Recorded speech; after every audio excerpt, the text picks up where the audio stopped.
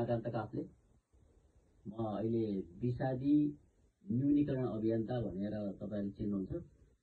म विशेष गरी बुटौलै व्यवसाय पनि छ र विषादी वास्तवमा बजारबाट हाम्रो भान्सासम्म आउँदा विषादीका अवस्था के हुन् र यसले के असर गर्यो भन्ने बारेमा त हामीले विज्ञ पनि छौं, सबै यहाँहरु जानकार पनि हुनुहुन्छ।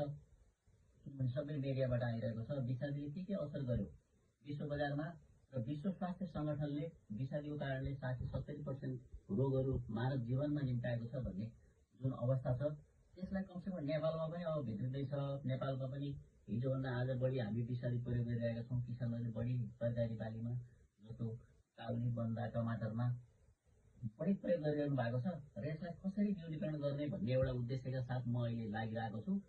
र त्यसमा सबैभन्दा पहिला हाम्रो भान्सामा जब विषादी छरेको तरकारी हाम्रो भान्सामा आइपुग्छ र आइपुग्दा हामीले त्यसलाई कसरी प्रयोग गर्ने भन्ने बारेमा जस्तो नुन चिनी पानी, नुन चिनी होइन, नुन पानी अथवा कागती पानी अथवा सोडा पानीले कमसेकम आधी घण्टा 1 घण्टासम्म तपाईले भिजाएर त्यसपछि त्यसको त्यो विषादी तैरेको हुन्छ, त्यो तैरेको विषादी पानीलाई बाहिर फालेर त्यसपछि तपाईहरु तरकारी पकाउनु भयो भने पनि कमसेकम 60-70% विषादी कमसेकम त्यो तरकारीमा भएको विषादी बाहिर पानीमा जान्छ र कमसेकम त्यो भान्सामा पाकेको तरकारी चाहिँ स्वस्थ हुन्छ भन्ने एउटा कन्सेप्ट छ।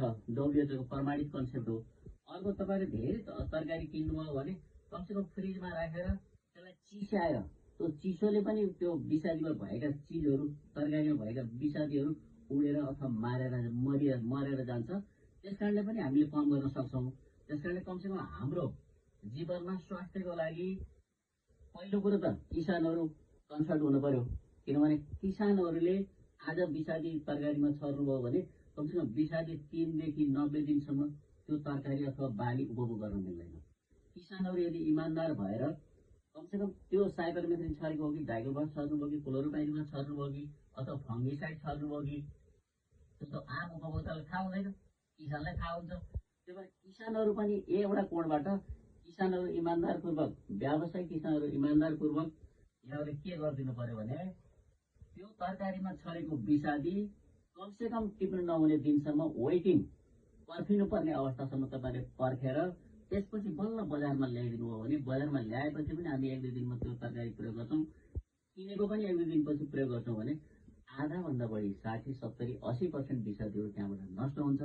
कमसेकम यी सारांशमा यी चीजहरू हुँदै तपाईहरु हाम्रो सचेत एउटा अवेरनेसको कार्यक्रम गर्नुपर्छ र राज्यले पनि अथवा वडा कार्यालयले पनि त्यो किसानसँग गएर